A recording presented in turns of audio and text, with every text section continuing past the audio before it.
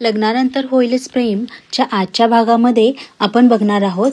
नंदिनी किचनमध्ये काम करत असते, पण ती थोडीशी रुसलेलीच असते. त्यामुळे जीवा तिच्या मागोमाग येतो आणि तिला मदत करण्यासाठी पुऱ्या तळू लागतो आणि स्वतःशीच बडबडतो, वा वा वा, किती वर्ष झाले मी पुऱ्या केल्या नाहीत, तरी किती छान परफेक्ट पुऱ्या जमल्यात मला. तर त्याला टोमणा मारत नंदिनी म्हणते, अच्छा, म्हणजे आता तुम्ही पोळी भाजी केंद्रामध्ये काम करू शकता, भरती व्हायला तुम्हाला काही हरकत नाही आहे. तेव्हा जीवा तिला म्हणतो, हो, काही प्रॉब्लेम नाही मला, पण तू सोबत असशील तर.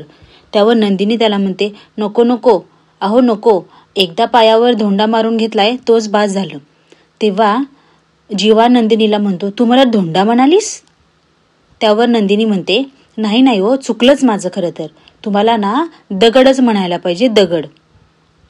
अशी जीवा आणि नंदिनीची कॉमेडी किचनमध्ये सुरू असते. आता ह्या कॉमेडीचं रूपांतर त्यांच्या नात्यामध्ये होईल का? आता या कॉमेडीने नंदिनीचा रुसवा जाईल का?